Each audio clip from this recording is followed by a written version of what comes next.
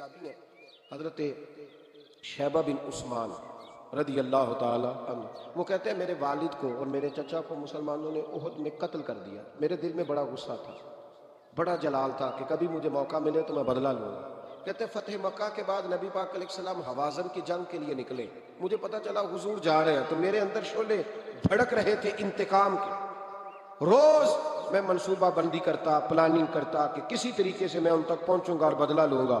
کہتے ہیں نبی کریم علیہ السلام نہ حوازن کے لیے پہنچ چکے تھے. فرماتے ہیں میں بھی جنگ میں جا کے شریک ہو گیا اور میں نے طریقہ اس طرح کا اختیار کیا کہ کسی طریقے میں حضور تک پہنچ جاؤں. سمجھ آ رہی ہے میری بات کی؟ نبی کریم علیہ السلام تک کسی طریقے پہنچ جاؤں. فرماتے ہیں لڑتے لڑتے، لڑائی کے دو طریقے ہوتے تھے.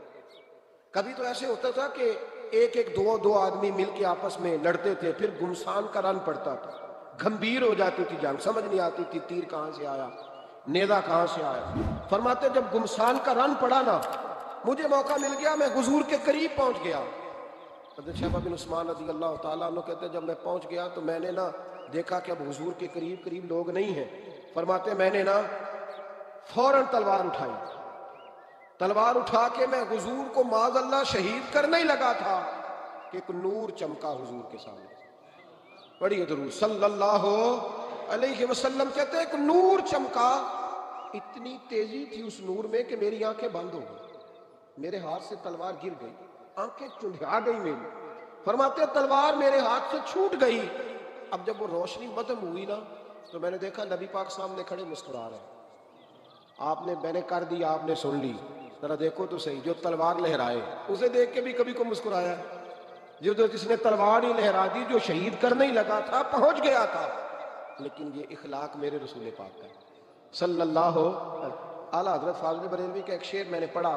کئی کچھ چیزیں ایسی ہوتی ہیں جو بس نا وہ آتی تو سامنے ہیں لیکن وہ اتنا لطف دے جاتی ہیں کہ ٹھنڈا ہو جاتا ہے مزاج. رات کو میں شعر پڑھ رہا تھا اعلیٰ حضرت کا فاضل بریلوی رحمت، اور میں نے شعر پڑھا تو مجھے اچھا لگا سنانا. ایک دوست کو میں نے فون کیا، میں نے کہا یار ذرا شعر تو سن لو. یہ پہلی دفعہ نظر سے گزرا ہے، ابھی سیدھا سادہ لیکن روح تک اتر گیا. اعلیٰ حضرت فرمانے لگے نبی پاک کے بارے میں، فرمانے لگے سیدھی سیدھی روش پر کروڑوں درود.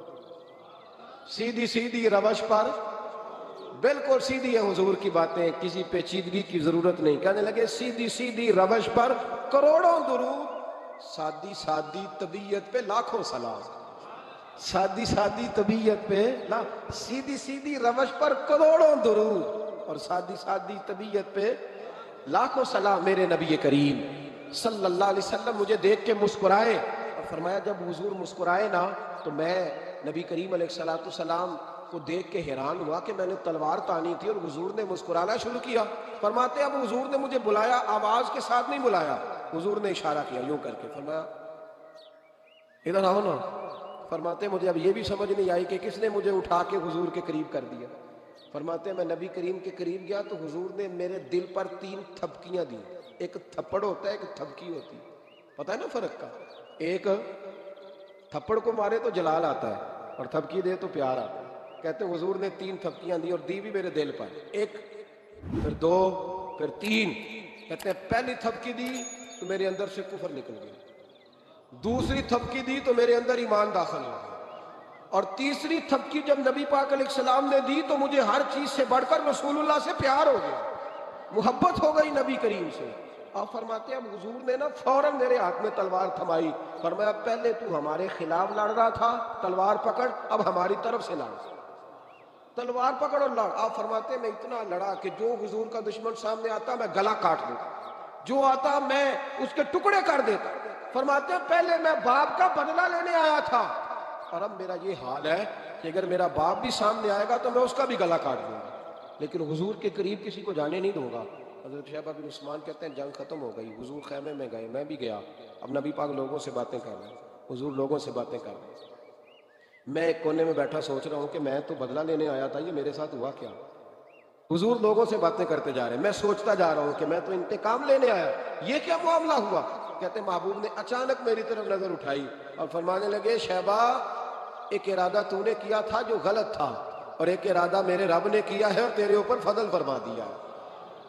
فرماتے حضور نے اب مجھ سے فرمایا کہ بھئی خواہش ہو تو بتاؤ، مانگ لو کچھ مانگنا ہے تو. میں نے عرض کی یا رسول اللہ میری بخشش کی دعا کر. بڑا میرا خوفناک ماضی ہے، میں اسلام کا بڑا دشمن رہا. حضور دعا کر دیں، یاد ماضی عذاب ہے یا رب، چھین لے مجھ سے حافظہ میرا. یا رسول اللہ بڑے گناہ ہیں میرے، دعا کر دیں.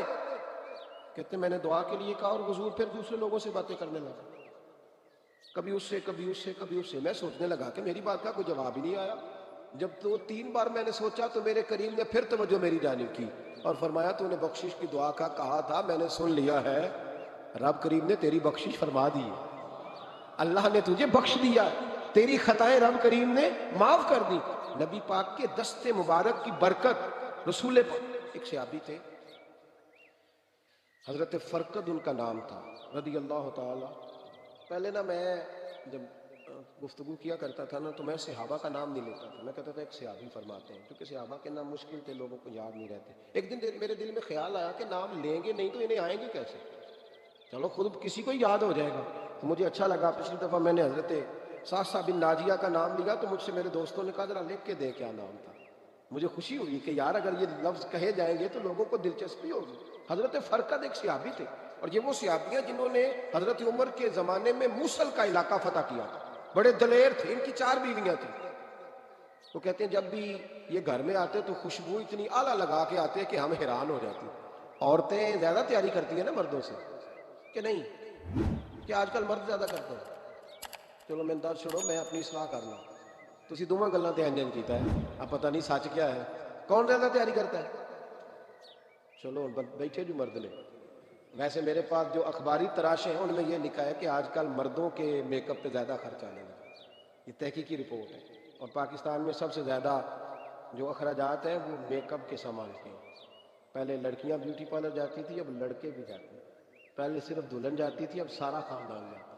اللہ تعالیٰ معاف کرے. اس کے باوجود بڑی غربت ہے ملک میں، پریشانی بھی بڑی ہے. اس کے علاوہ ہمیں غریبوں کا درد ہے. اس کے باوجود ہم لوگوں کی مدد کرنا چاہتے ہیں. پتہ نہیں کیا ترجمہ کیا ہم نے غریب پر غریب، کیا معنی بنایا، اللہ بہتر جانتا ہے. کہ وہ چیزیں جن کی بالکل حاجت نہیں، بالکل ضرورت، ان پر لاکھوں لٹا کے کہتے ہیں وہ دیکھو بیچارے کو روٹی نہیں مل رہی. تو بھائی آپ مہربانی کرتے خالی کنگھی کر لیتے، باقی پیسے غریب کو دے دیتے. لیکن چلے معیار ہے نا ہمارا اپنا معیار ہے، اس پر میں جاتا نہیں، بات نہیں کرتا. نبی کریم علیہ الصلوۃ والسلام کے صحابی ان کی ازواج کہتی ہیں کہ اب عورتیں زیادہ تیاری کیا کرتی تھی، لیکن وہ جب گھر آتے نا تو اتنی خوشبو لگاتے. کہتی ہم چاروں مل کے کوشش کرنے لگی، ڈھونڈنے لگی کہ وہ خوشبو کا پتہ کریں جو یہ لگاتا ہے. ہم نے بازار سارے تلاش کر لیے. عرب کے اندر آج بھی خوشبو کا بڑا شوق ہے اور بڑی مہنگی خوشبو ملتی ہے. کبھی آپ بازار جائیں، کہتی ساری خوشبوئیں لگا لی، تھک گئی. ایک دن چاروں سوتنے مل کے بیٹھی، کہنے لگی ہم نہیں اس کا مقابلہ کر سکتے، آج پوچھ ہی لے کہاں سے خوشبو لگاتا ہے. پوچھ ہی لیتے ہیں، چلو بات ہی ختم ہو جائے، پوچھ لیں. یہ ہم جتنی مرضی اعلیٰ لگائیں، جب یہ آ جاتا ہے نا، کچھ لوگ میرے محفل ہوتے ہیں جہاں آ جاتے ہیں وہاں چھا جاتے ہیں. تو یہ جب آتے ہیں تو چھا ہی جاتے ہیں. کیا کریں، اس طرح کا میرے محفل ہے، کیا کریں اس کا. فرمانے لگی ایک دن چاروں سوتنوں نے مل کے ان کو بٹھا لیا. کہنے لگی بتاؤ تو صحیح خوشبو کون سی لگاتے ہو. کہنے لگے کوئی بھی نہیں، کبھی لگائی نہیں، آج تک نہیں لگائی. تو کہتی ہے بیویاں کہنے لگی صحابہ تو غلط بیانی نہیں کرتے، پر آپ کیا بات کر رہے ہیں، یہ کیسے ہو سکتا ہے کہ آپ آتے ہیں تو ہم حیران ہو جاتی ہیں. فرمانے لگے جس دن کی تم لگی ہوئی ہو نا میری خوشبو کا مقابلہ کر دے، مجھے پہلے دن کا ہی پتا ہے. تو میں نے کہا چلو زور لگا ہی لیں، دیکھ ہی لیتے ہیں کہاں تک بات جاتی ہے تمہارے پاس جتنا زور لگا لو. بہرحال میں اللہ کی قسم اٹھا کے کہتا ہوں کبھی نہیں لگا. تو بیویاں کہنے لگی پھر بتا تو صحیح، تو ایک دلیر آدمی ہے، اور جو دلیر لوگ ہوتے ہیں وہ خوشبوؤں کے اور کپڑوں کے اور ان چیزوں میں زیادہ وقت نہیں لگاتے، ان کے تو مشن اور طرح کے ہوتے. آپ تو مجاہد قسم کے آدمی ہیں پر ہر وقت خوشبو آتی ہے. تو حضرت فرقد رو پڑے، کہنے لگے بیمار ہو گیا تھا، لاچار ہو گیا. حکیموں طبیبوں نے انکار کر دیا. وجود پر میرے آبلے نکل آئے، پھنسیاں بن گئی، ان میں پیپ بھر گئی، بیٹھ نہیں سکتا تھا، اٹھ نہیں سکتا. جب تھک گیا نا تو دروازہ رسول پہ چلا گیا. جب تھک گیا طبیبوں کا، تھکایا ستایا حضور کی بارگاہ میں، کہا محبوبہ دیکھے تو صحیح میرا کیا حال ہے. حضور ذرا دیکھے، چل نہیں سکتا، سو نہیں سکتا، بیٹھ نہیں سکتا، تیرے علاوہ غم کسے بتاؤں. کہتے ہیں حضور نے فرمایا 70 ڈھانپ لے، باقی سارے کپڑے اتار. 70 ڈھانپ لے. کہتے ہیں ٹخنوں سے لے کر ناف تک میں نے 70 ڈھانپ لی، باقی سارے کپڑے اتارے. حضور کیا کریں گے؟ فرماتے ہیں نبی پاک نے دست مبارک اٹھایا، برف سے ٹھنڈا، کستوری سے زیادہ مہکنے والا. فرماتے ہیں پورے وجود پر میرے حضور نے دست مبارک ایک دفعہ لگا دیا، اب جدھر جدھر سے گزرتا ہوں ساری دنیا خوشبو سے بھر جاتی ہے. یہ نبی پاک کا دیا ہوا نور ہے، یہ حضور کی عطا کردہ شفا ہے، یہ رسول پاک کے حسن کی خیرات ہے. ایک شاعر نے ایک فقرہ کا کمال کر دی، کہنے لگا ظلمت کو ان کے نور نے کافور کر دیا، جس پر پڑی نظر اسے بھی نور کر دیا. رسول پاک علیہ السلام کے دست خیر میں وہ برکات تھی. حضور حسن کی دو قسمیں ہوتی ہیں، ایک حسن ہوتا ہے ملمہ سازی والا، بیوٹی پارلر والا، ایک حسن ہوتا ہے باطن کا. بچے پتہ کیوں خوبصورت ہوتے ہیں؟ اس پر علماء مناطقہ نے بحث کی ہے، محدثین نے لکھا ہے. بچہ گدھے کا بھی ہو تو پیارا لگتا ہے. چھوٹا بچہ اگر اس کا رنگ بہت گورا نہ بھی ہونا، صرف چھوٹا ہو، وہ پیارا لگتا ہے، اس میں ایک جاذبیت ہوتی ہے. اس پر ہمارے مفسرین نے، محدثین نے، علماء مناطقہ نے ایک بحث کی ہے. وہ کہتے ہیں اصل بات یہ ہے کہ بچے جھوٹ نہیں بولتے، بددیانتی نہیں کرتے، دھوکہ نہیں کرتے. یہ جو اندر کی عیاریاں ہوتی ہیں نا، چہرہ بھی خطرناک کر دیتی ہیں. اور جب اندر حسن ہوتا ہے تو باہر بھی حسن ہی ہوتا ہے. بچے میں کوئی مکاری عیاری نہیں ہوتی، فساد نہیں ہوتا، نیت میں فطور نہیں ہوتا، کسی کو لوٹنے کا ارادہ نہیں، کسی کو شیشے میں اتارنے کا پروگرام نہیں بتاتا. بچہ چرب زبان نہیں ہوتا، اس کو طریقہ نہیں ہوتا، وہ لوگوں کو قائل کرنے کے ہر وقت دوڑتا نہیں، الٹی سیدھی گیمیں نہیں چلاتا، کیونکہ اندر حسن ہوتا ہے تو وہ حسن اس کے چہرے پر معصومیت بن کے آتا ہے. سمجھ آ رہی ہے میری بات کی؟ اس کی دلیل میرے رسول پاک علیہ السلام نے بخاری میں فرمایا اللہ کا ولی وہ ہے جس کا چہرہ دیکھو تو اللہ یاد آ جائے. اب یہاں یہ نہیں فرمایا گورا چٹا ہو، خوبصورت ہو، بس اس کے چہرے میں معصومیت ہوتی ہے، وہ سچا ہوتا ہے، وہ کھرا ہوتا ہے، اس کا حسن چہرے پہ آتا ہے. میرے رسول کریم علیہ السلام کا جو حسن تھا نا، وہ اندر کی صداقت کی روشنی تھی، وہ اندر کے کیف کا نور تھا جو حضور کے چہرے پر عیا ہوتا تھا. اس لیے نبی پاک کا چہرہ جو تھا وہ آنکھیں چدھیاتا نہیں تھا، بلکہ آنکھوں کو اچھا لگتا. شاہ عبد الرحیم صاحب محدث دہلوی شاہ ولی اللہ صاحب کے والد ہیں، اور ہمارے بر صغیر پاک و ہند میں جتنے بھی مسالک ہیں یہ سارے شاہ ولی اللہ صاحب کے شاگرد بنتے ہیں. وہ کہتے ہیں میرے ابا جی نے خواب دیکھا اور خواب میں انہیں رسول اللہ کا دیدار نصیب ہوا. تو نبی کریم علیہ السلام کی بارگاہ میں شاہ ولی اللہ صاحب کے ابا جی کہنے لگے حضور ایک بات بڑی اڑ گئی ہے میرے دل میں، بڑی، تو کتابوں سے جواب نہیں ملا، آج رب کریم نے موقع دیا ہے اس سوال کا جواب. تو عبد الرحیم پوچھو کہ یا رسول اللہ حضرت یوسف کا حسن دیکھ کے لوگوں نے انگلیاں کاٹ لی، پر آپ کو تکنے والے تکتے ہی رہے، کوئی بھی ہوش نہیں ہوا، کسی نے انگلی نہیں کاٹی. تو کہتے ہیں محبوب نے فرمایا عبد الرحیم رب کریم نے اپنی غیرت کے ساتھ میرے حسن پر 70,000 پردے ڈالے. یہی بہتر ہے کہ پردوں میں وہ پردہ پوش رہے، وہ اگر پردے اٹھا دے تو کسے ہوش رہے. فرمایا 70,000 پردوں میں چھپا ہوا حسن ہے، ورنہ کسی کی طاقت تھی کوئی بات کر سکتا، جرت تھی کسی شخص کی. میرے حبیب پاک سید عالم حضرت عبداللہ ابن سلام رضی اللہ تعالیٰ عنہ اہل یہود کے بڑے عالم تھے. فرماتے ہیں میں تورات زبور انجیل کا جاننے والا تھا. جس دن حضور مدینہ طیبہ ایک اسوا نامی اونٹنی پر بیٹھے تھے، میں حضور سے مناظرہ کرنے، بحث کرنے آیا. میرے ساتھ میرے شاگرد تھے، ارادہ تھا بحث کروں گا، نبی پاک کو بڑے معاذ اللہ کڑوے کڑوے سوال کروں گا. کہتے ہیں حضور بیٹھے تھے کسوا نامی اونٹنی پہ اور گردن مبارک جھکی ہوئی، ہونٹوں پر حضور کے زیر لب ہلکی سی مسکراہٹ. نبی پاک تھوڑا بولتے تھے پر جتنا بولتے تھے وہ دلوں میں اترتا جاتا. فرماتے ہیں میں جب گیا نا، میرے شاگرد ساتھ تھے، مناظرہ کرنے گیا، مناظرہ شاگرد ساتھ تھے. فرماتے ہیں میں بڑے سوالات تیار کر کے گیا، پر حضور گھوڑے پہ بیٹھے تھے. دو باتیں میں نے سنی. حضور نے فرمایا رشتہ داروں سے اچھا سلوک کرو، اپنے غلاموں کا خیال کرو. کہتے ہیں وہ شاگرد مجھے دھکے دینے لگے، کہنے لگے چلو استاد جی آگے ہو، کرو سوال، چلو نا آگے بڑھو نا آگے. یہ کئی دفعہ نعرے لگانے والے بھی مروا دیتے ہیں نا، چلو نا چلو آگے چلو، بڑھو آگے، کرو بات، آؤ نا. کہتے ہیں میں ذرا آگے بڑھا، دھکا دیا انہوں نے. فرماتے میں آگے بڑھا اور میں نے کریم محبوب کے قریب جا کے کہا حضور مجھے کلمہ پڑھا دے، میں مسلمان ہونے آیا. یعنی عام آدمی تو قائل ہو جاتا ہے عالم اور تورات زبور انجیل کا جاننے والا، حضور کلمہ پڑھائیں. کہتے ہیں میں واپس آیا نا کلمہ پڑھ کے، تو شاگرد کہنے لگے استاد جی آپ تو مناظرہ کرنے آئے تھے، یہ کیا ہوا؟ تو یہ لفظ حضرت عبداللہ ابن سلام کے. فرمانے لگے تم نے نبی پاک کا چہرہ نہیں دیکھا، ان کی آنکھوں کی روشنی نہیں دیکھی، تم نے چہرے کی معصومیت نہیں دیکھی، لب و لہجے کا وقار نہیں دیکھا.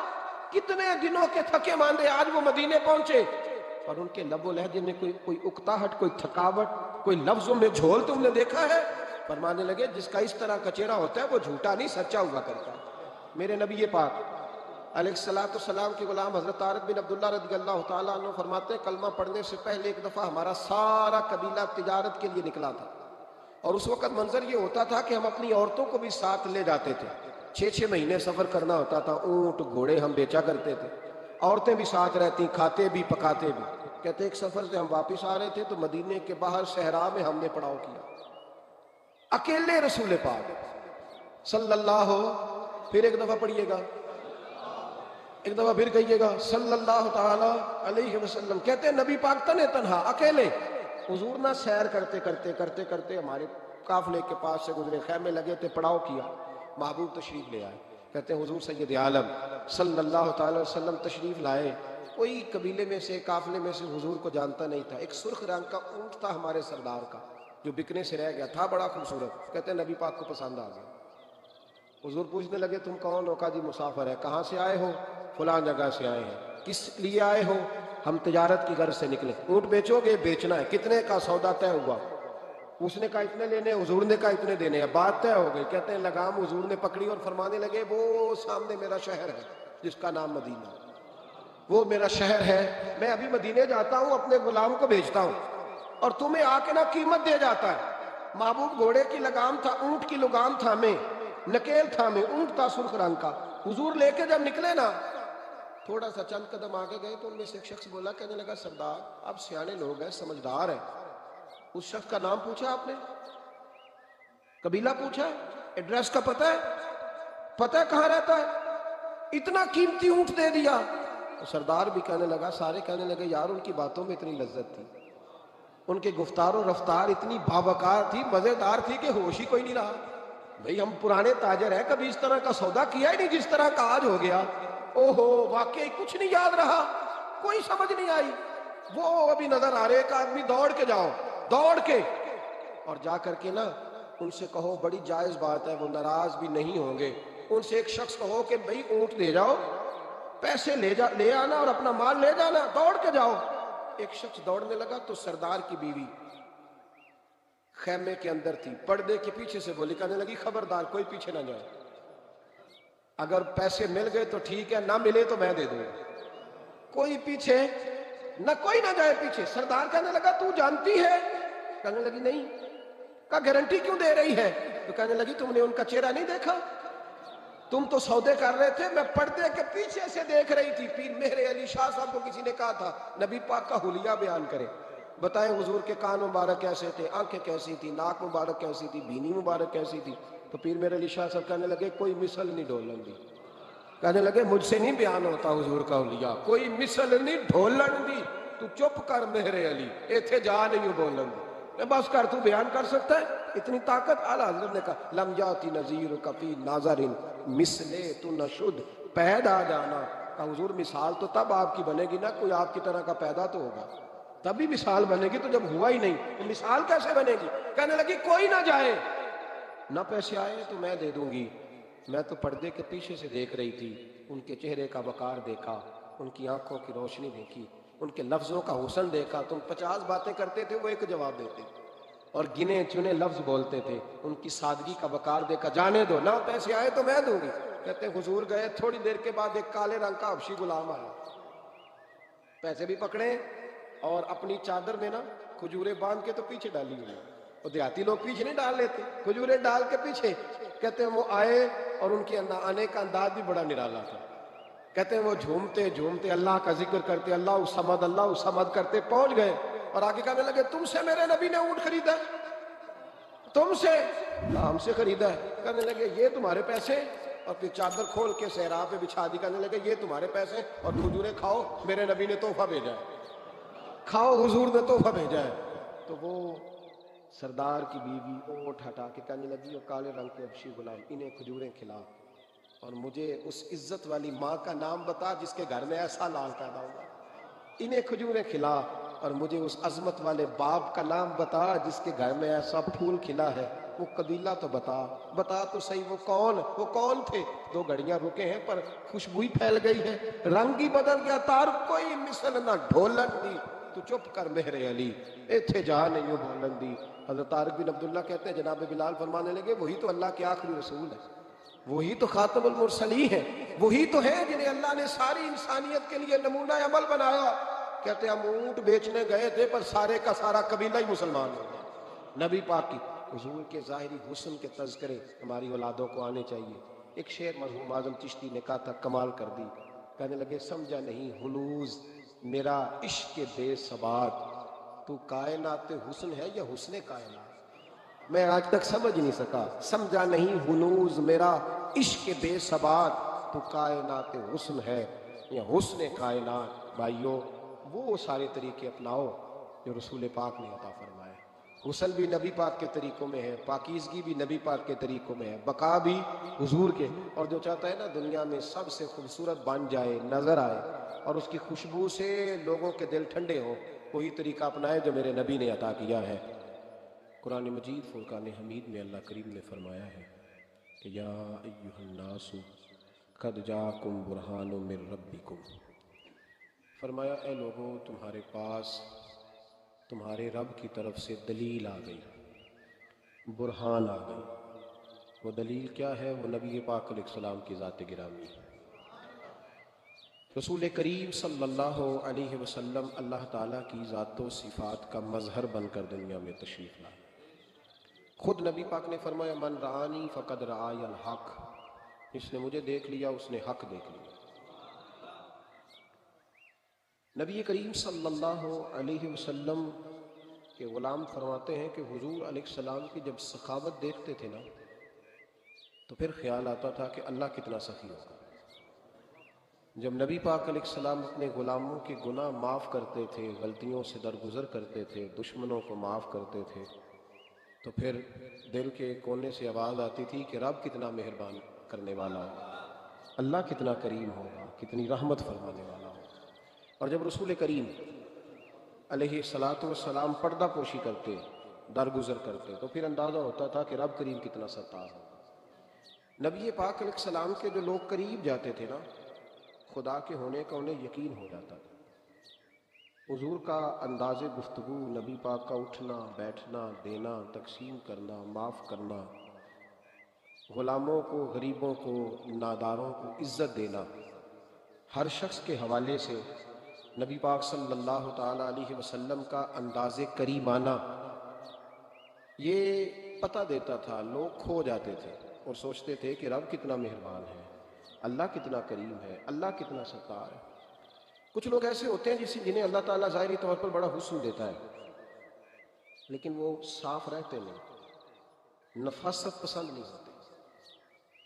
سادہ ہونے میں اور میلا کچیلا ہونے میں فرق ہوتا ہے، ان دو چیزوں میں فرق۔ نبی پاک صلی اللہ تعالیٰ علیہ وآلہ وسلم نے بہت اعلیٰ لباس بھی پہنا، بہت اعلیٰ لباس بھی حضور نے پہنا ہے۔ حضرت عبداللہ ابن عباس رضی اللہ تعالیٰ عنہ کی روایت صحیح ستہ میں موجود ہے۔ ایک صحابی نے ان سے کہا، ایک شخص نے ان سے کہا کہ آپ نے بڑے اچھے کپڑے پہنے ہیں، تو فرمانے لگے میرے محبوب بھی اعلیٰ سے اعلیٰ لباس زیبتاً فرماتے تھے، لیکن امت کے لیے کہ غریب پریشان نہ ہو، محبوب علیہ الصلوۃ والسلام نے عاجزی کے طور پر کم قیمت کا لباس استعمال فرمایا۔ عاجزی کا معنی ہے کم قیمت کا لباس پہننا۔ سادگی کا مطلب یہ نہیں کہ آپ کی داڑھی پہ مٹی لگی ہو، چہرے پہ مٹی لگی ہو اور آپ بغیر غسل کے کئی دن گزار دیں، یہ سادگی نہیں ہے۔ سادگی یہ ہے کہ سادہ لباس ہو، جو مل جائے کھا لے، جو مل جائے پہن لے، نخرہ نہ ہو، اس کی طبیعت میں رونق نہ ہو، تکبر نہ ہو، یہ سادگی ہے۔ کچھ لوگ بڑے خوبصورت ہوتے ہیں لیکن صاف ستھرے نہیں رہتے۔ میرے نبی کریم علیہ الصلوۃ والسلام کی صفائی کا، نفاست کا، حضور کے حسن کا، ظاہری حسن کا جو اللہ نے دیا تھا، اس کا حال یہ ہے کہ رب فرماتا ہے وَالضُّحَىٰ وَاللَّيْلِ إِذَا سَجَىٰ، محبوب تیرے چمکتے ہوئے چہرے کی بھی قسم ہو، اور جب اس کے گرد زلفیں چھا جاتی ہیں مجھے اس کی بھی قسم ہے۔ اور حضرت عبداللہ بن رواحہ نبی پاک کے صحابی ہیں، وہ فرماتے ہیں کہ حضور کوئی معجزہ نہ دکھاتے، نہ چاند توڑتے، نہ ڈوبا سورج موڑتے، نہ درختوں سے کلمہ پڑھواتے، کوئی معجزہ نہ دکھاتے، پھر بھی نبی پاک کا چہرہ اتنا خوبصورت تھا کہ لوگوں نے دیکھتے جانا تھا اور کلمہ پڑھتے جانا تھا۔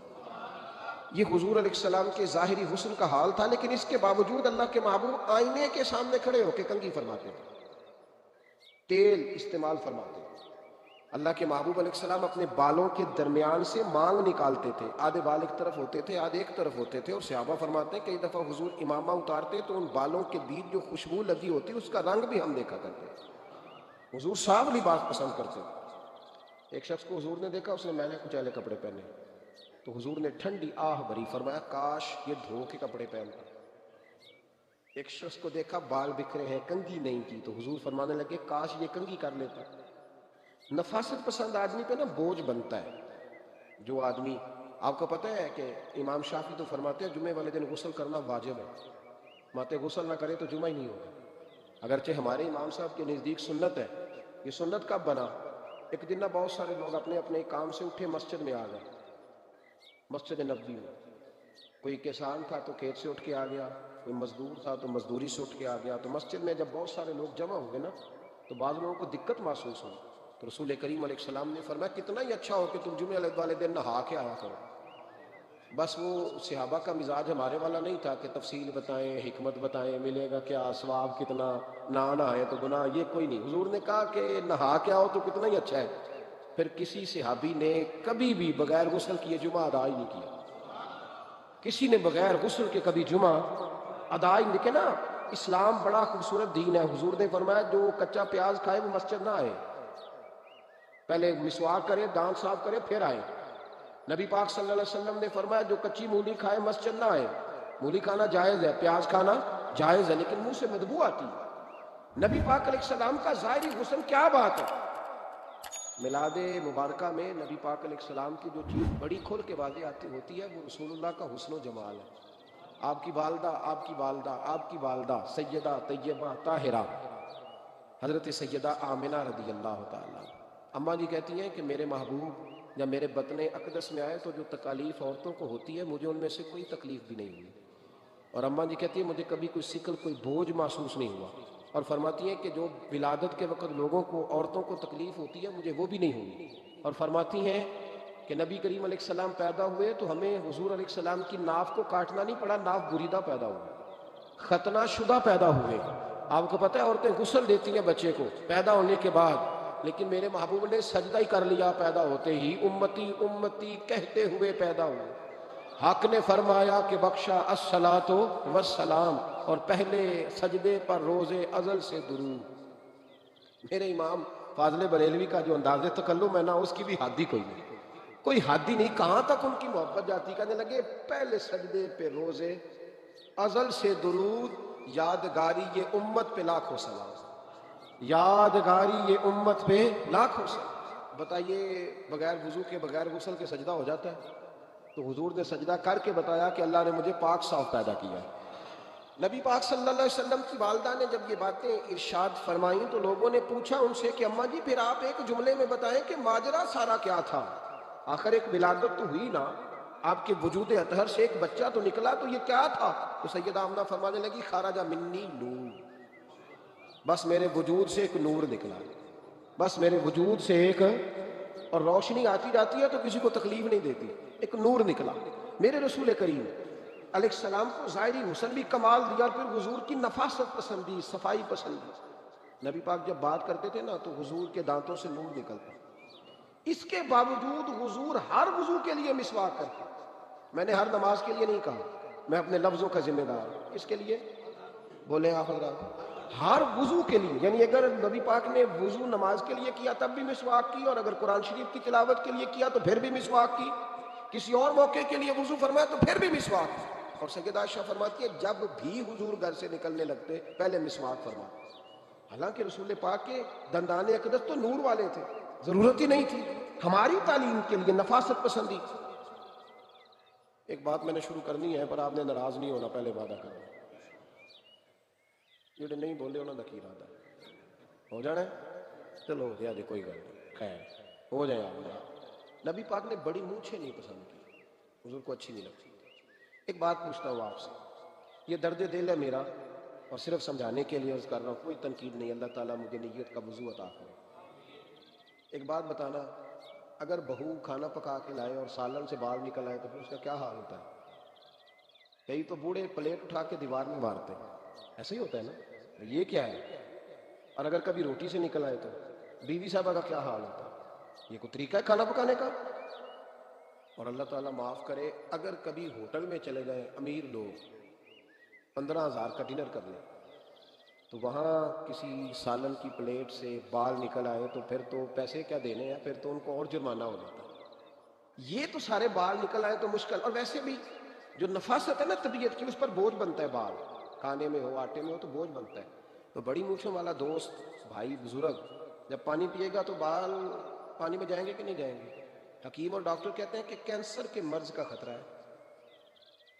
اب باقی بھی راضی نہ ہو، حضور نے بڑی مونچھیں بھی پسند نہیں کی اور چھوٹی داڑھی بھی پسند نہیں کی۔ حضور نے فرمایا داڑھیاں بڑھاؤ، مونچھوں کو پست کرو، مشرکین کی مخالفت کرو۔ اور ایک مقام پہ رسول پاک علیہ السلام نے یہاں تک فرمایا کہ جو مونچھیں پست نہیں کرتا وہ ہم میں سے ہے ہی نہیں۔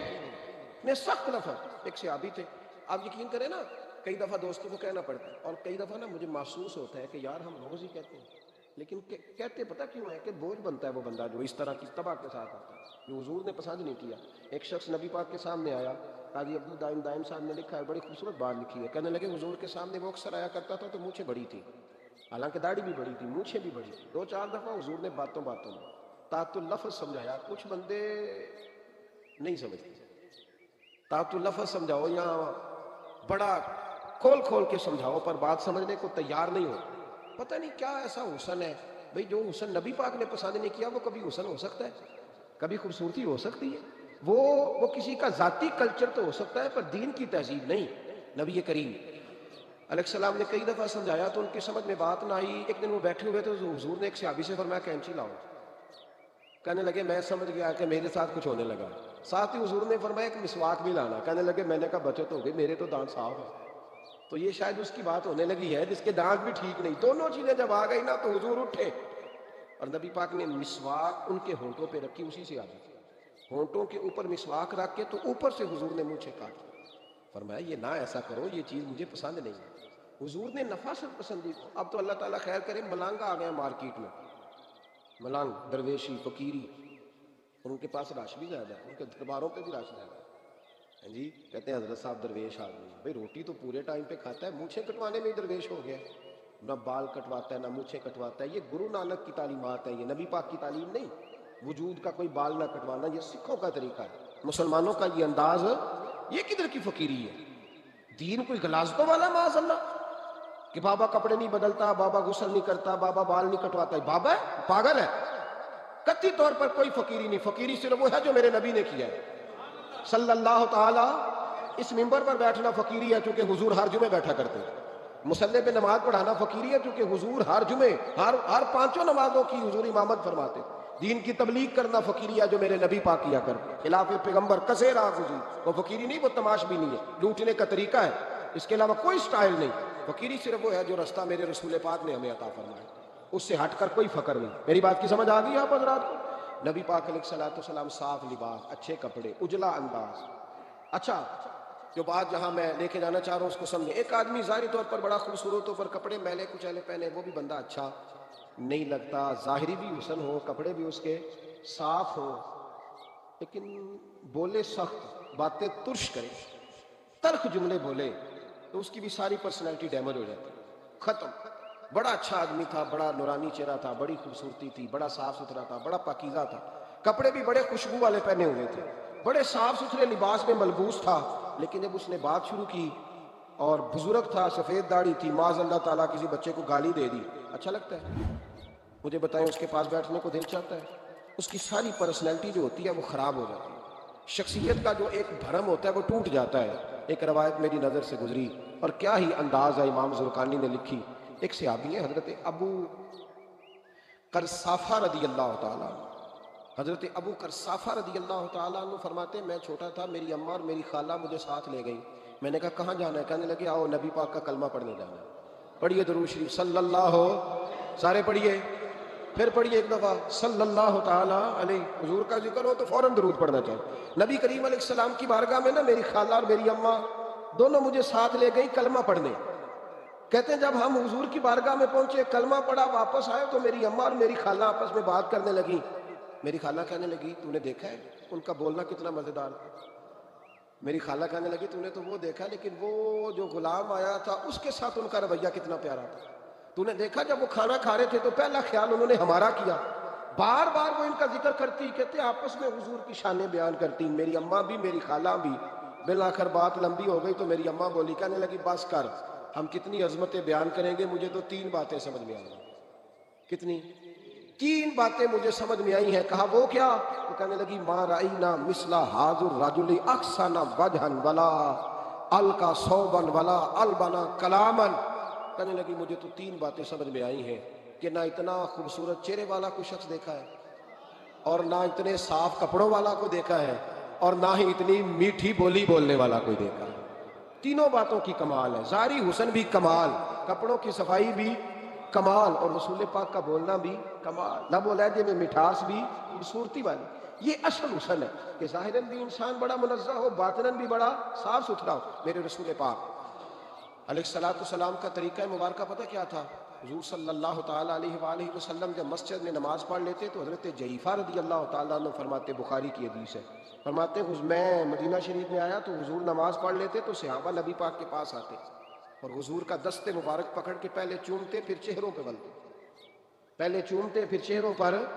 نبی پاک کے صحابہ حضور کے قدم بھی چوما کرتے، قدموں میں جھکا کرتے تھے۔ یہ تو بھائی اس وقت پتہ چلتا ہے جب کسی سے پیار ہو جاتا ہے، جب کسی بندے سے، میں اکثر مثال دیا کرتا ہوں اکثر کہ کسی کا بچہ پیشاب کرے تو کہہ آتی ہے، الٹی آتی ہے، لیکن اپنا بچہ بالوں میں بھی کر دیتا ہے، پھر کوئی کہہ نہیں آتی چونکہ اپنا ہے نا، پیار ہو گیا نا۔ اب وہ کیفیت جب کسی سے محبت ہو جاتی ہے نا تو کچھ چیزیں صرف سمجھنے کی نہیں، کچھ چیزیں ایسی ہوتی ہیں جو محسوس کرنے والی ہوتی۔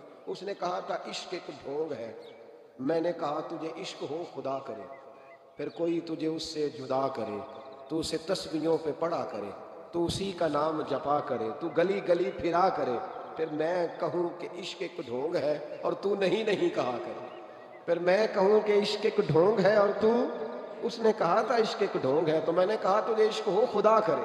بھائی یاد رکھو جب انسان کو محبت ہوتی ہے تو پھر اس کے انداز بدل جاتے ہیں، اس کے طور طریقے تبدیل ہو جاتے ہیں۔ وہ میں اکثر ایک بات کہا کرتا ہوں، میں کہتا ہوں بچہ باہر سے برگر کھا کے آ جاتا ہے رات کو، اماں کہتی بیٹے روٹی کھا لو، کہنا تو سنگو بھی پکائی میں نہیں کھانی، حالانکہ برگر کھا آیا ہے، دور سے کھا آیا ہے، تو اماں اس کو کہتی ہے پھر میں سویاں نہ بنا دوں تھوڑی سی اپنے بیٹے کو، فٹافٹ چاول نہ تجھے ابال دوں، ساتھ میں باریک دال بنا دیتی، کہتا نہیں میری مرضی کا پکاتے ہی نہیں، میں نے نہیں کھانا ایسے۔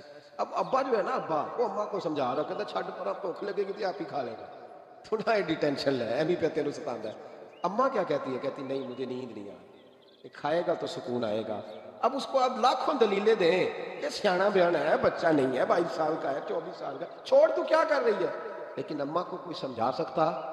کیوں نہیں سمجھا سکتا کہ اسے اپنے بیٹے سے پیار بڑھا، وہ کیا کرے، وہ مجبور ہے، اس کے دل کی کیفیت اس طرح کی ہے کہ کوئی دنیا کی طاقت اسے سمجھا سکتی، سوال ہی نہیں پیدا ہوتا کوئی اسے سمجھا سکے، یہ ممکن کیسے ہو، کیسے سکتا ہے؟ یہ محبت ہے۔ میرے رسول پاک علیہ السلام کے صحابی حضرت جعفر فرماتے ہیں میں حضور کی بارگاہ میں آیا تو صحابہ کیا کرتے، نبی پاک کا دست مبارک پکڑتے، پہلے چومتے پھر چہرے پہ ملتے، بخاری ہے، فرماتے ہیں میں نے کہا یہ کیا کر رہے ہیں؟ پھر اچانک میرا بھی دل کیا ذرا کر کے تو دیکھو، کچھ چیزیں چکھنے پہ پتہ لگتا ہے کتنی مزیدار ہے۔ کہتے ہیں میں بھی قریب گیا، حضور کے دست مبارک میں نے ہاتھ ڈالا، فرماتے ہیں ہاتھ پکڑا ہی تھا کہ نبی پاک کا ہاتھ برف سے بھی زیادہ ٹھنڈا، فرماتے ہیں پھر میں نے پکڑ کے چہرے پہ ملا تو کستوری سے زیادہ خوشبو آ رہی تھی دست مبارک، فرماتے ہیں اب میرا چھوڑنے کو دل ہی نہیں کر رہا، اب میری طبیعت نہیں مان رہی تھی۔ میرے نبی کریم علیہ السلام اللہ کی دلیل ہے، ہر پاکیزگی، ہر حسن، ہر کیف۔ میں لے جاؤ مدینہ یاد آیا ہے،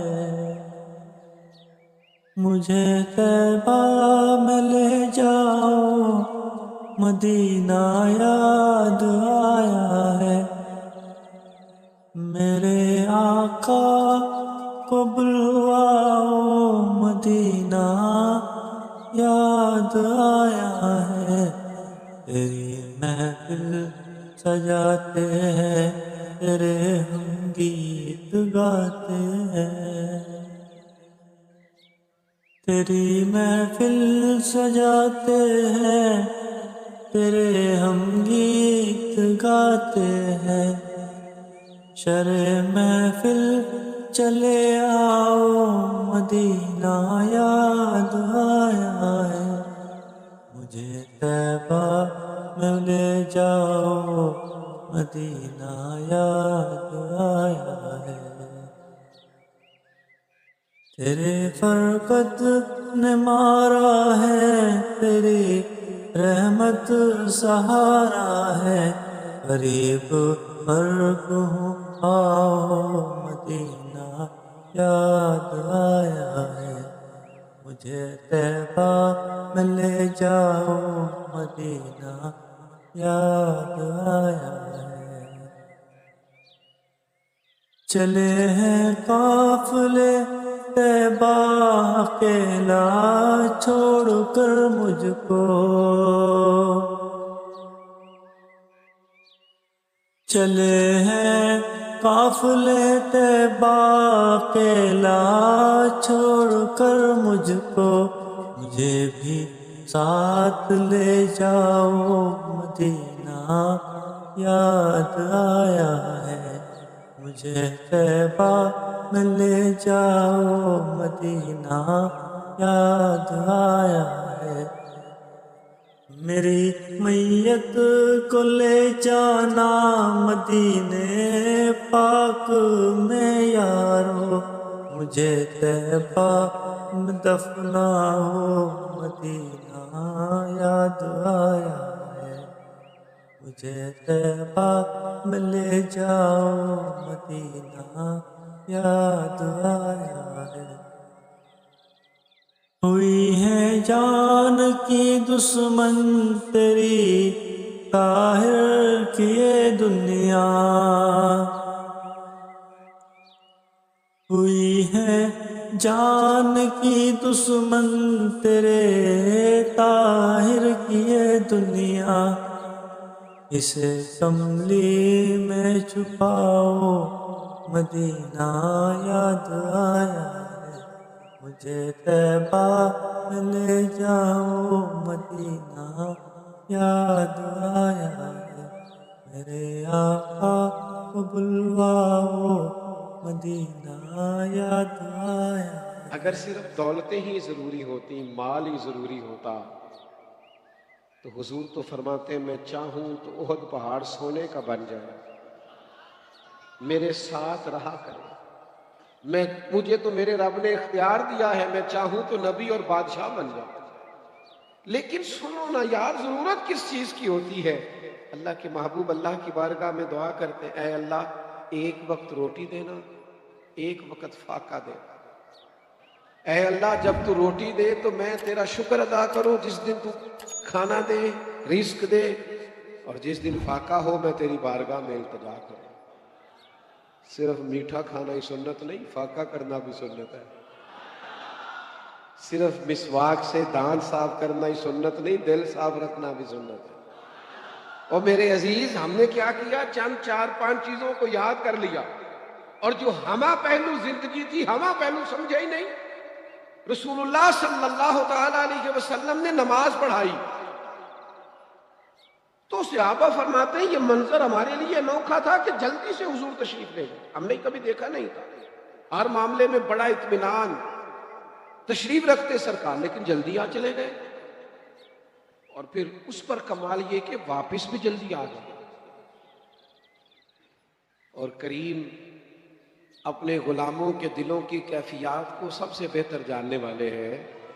حضور جانتے تھے کہ ذہنوں پر سوال ابھر آیا ہے کہ محبوب اتنی جلدی گئے، اتنی جلدی آئے۔ کریم فرمانے لگے تم سوچتے ہو کہ میں کیوں جلدی گیا، میں کیوں جلدی آیا؟ فرمایا کچھ سونا آیا تھا، سارا بانٹ دیا، تھوڑا سا گھر میں پڑا رہ گیا تھا، نماز پڑھی ہے تو یاد آیا ہے، ذرا جلدی سے گیا ہوں، وہ بھی خیرات کر کے آیا جلدی سے۔ نبی کریم علیہ السلام نے گھر میں دولت کو تو جمع ہی نہیں ہونے دیا، تو جمع ہی نہیں ہوئی بھائی، وہ تو جلدی سے بانٹ دی۔ فاقہ سکھایا کیا حضور؟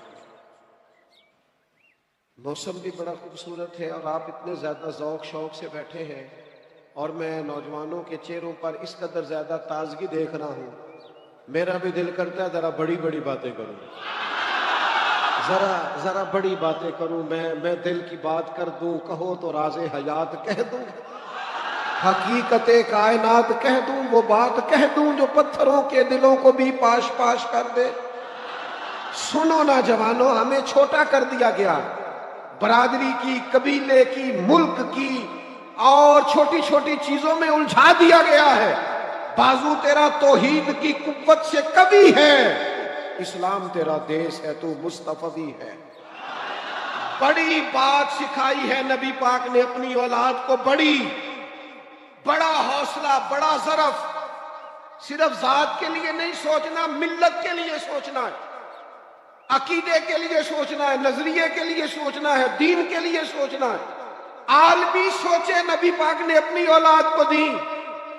جوانوں، میرا رب نا بندے کے گمان کے قریب ہوتا ہے۔ حضور فرماتے ہیں تو جیسا گمان کرتا ہے مالک بھی تیرے ساتھ ویسا ہی معاملہ کرتا ہے۔ چھوڑ دے صرف اپنے لیے سوچنا، تو سب کے لیے سوچ، اللہ تجھے توفیق دے گا سب کے ساتھ خیر کرنے کی۔ تو قومی سوچے پیدا کر، عالمی، ملی، دین کے لیے، جہتوں میں سمتوں میں بند نہ ہو، قید نہ ہو، بڑا حوصلہ، بڑا ظرف۔ یہ دیکھو رسول اللہ صلی اللہ تعالی علیہ وسلم اپنی اولاد کو کیا سبق دیتے۔ حضور ایک سفر سے واپس آئے، وجود مبارک پر آثار سفر ہے، تھکان ہے، کئی دنوں کا سفر ہے۔ سیدہ طیبہ طاہرہ مخدومہ کائنات، وہ علی کے گھر کی ہے، عزت علی سے سنتے ہیں۔ وہ نبی کے گھر کی ہے، عزت نبی سے سنتے ہیں۔ وہ جس نے معزز کیا گھرانے کو، حسین پال کے جس نے دیا زمانے کو۔ سیدہ رضی اللہ تعالیٰ عنہا نے نبی کریم علیہ السلام کا وہ انداز دیکھا کہ حضور کئی دنوں کے بعد تشریف لائے، چہرے پر تھکن ہے، آثار ہے بظاہر۔ سیدہ پاک کی مقدس آنکھوں میں آنسو آ گئے۔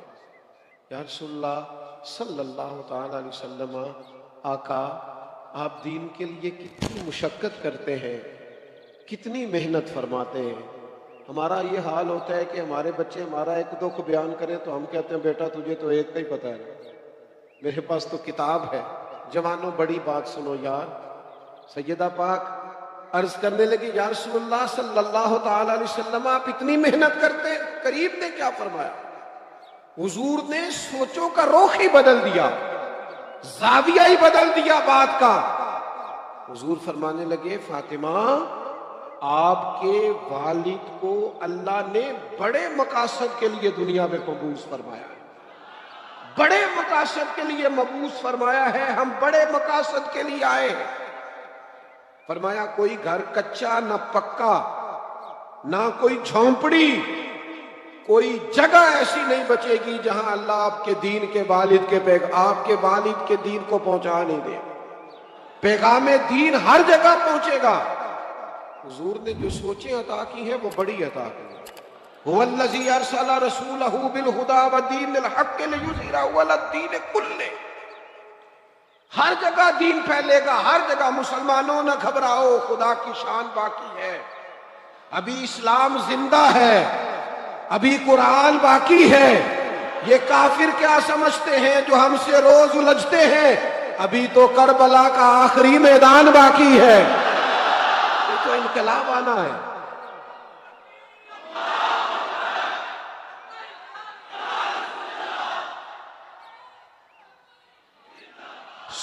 سنیں توجہ کریں میری بات پر۔ تو حضور نے عالمی سوچیں دی، فرمایا کوئی جگہ ہی نہیں بچے گی جہاں آپ کے والد کے دین کے پیغام کو اللہ پہنچا نہیں دے گا۔ تو بڑی سوچیں اپنے بچوں کو دیں، محدود نہیں، صرف روزی روٹی کی نہیں، بڑی سوچیں۔ اور پھر نبی کریم علیہ السلام نے نا جد و جہد سکھائی ہے، کوشش کرنا سکھایا ہے۔ نوجوانوں ہم نے سہارے نہیں ڈھونڈنے، ہاں میرا فلاں رشتہ دار امیر ہے تو اگر میرے ساتھ اس کا تعلق بن جائے تو بات بن جائے گی، نہ۔ اپنی دنیا آپ پیدا کر اگر زندوں میں۔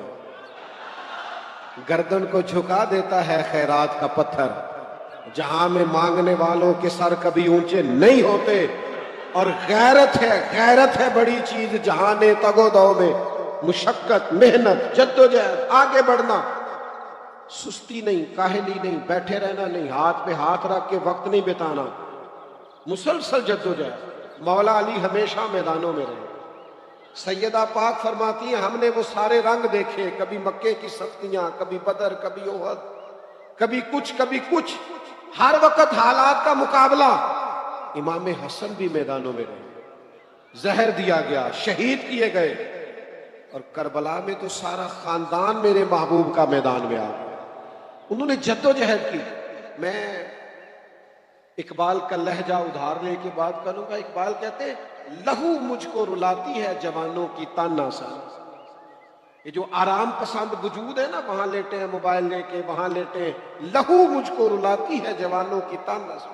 اٹھ باندھ کمر کیوں ڈرتا ہے، پھر دیکھو خدا کیا کرتا۔ آپ آگے بڑھیں، ہمت کریں، سستی، کاہلی، کمزوری مسلمان کا شیوا نہیں۔ اپنی زندگی جد و جہد سے عبارت کریں، یہ کام بھی میں نے کرنا ہے، وہ کام بھی میں نے کرنا ہے، یہ بھی میرا ذمہ ہے، وہ بھی۔ زندگی میں زیادہ سے زیادہ اپنے وجود سے نفع لیں، یہ حضور کی اولاد پاک کا ہمیں سبق ہے۔ پھر نبی پاک علیہ السلام کی اولاد پاک نے ہمیں یہ بتایا ہے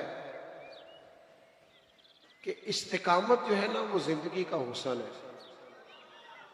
میں بڑا پریشان ہوتا ہوں نوجوانوں کے ارادوں سے، سویرے ارادہ اور ہے، دوپہر کو ارادہ اور ہے، شام کو دونوں ہی بدل دیے ہیں، تیسرا پروگرام بن گیا۔ اب کیا ہوا، اب میں نے فلانے موٹیویشنل اسپیکر کو سن لیا۔ او بھائی اس بیچارے کو تو خود ضرورت ہے کہ کسی کو سنے، آپ اس کو سن رہے ہیں، وہ خود صبح کچھ کہتا ہے، دوپہر کچھ کہتا ہے۔ کوئی بھی شخص جو کتاب و سنت کی روشنی کے بغیر بات کرتا ہے اس کی باتیں کچی رہ جاتی ہیں۔ پکی باتیں صرف اس کی ہیں جو اپنی نہیں کرتا، جو کہتا ہے میری تو بات بن گئی ہے، تیری بات کرتے کرتے ہیں۔ میں بلبل خوش لہجہ گلزار نبی ہوں، میٹھی میری باتیں ہیں کیونکہ نمک خار نبی ہوں صلی اللہ تعالی علیہ وسلم۔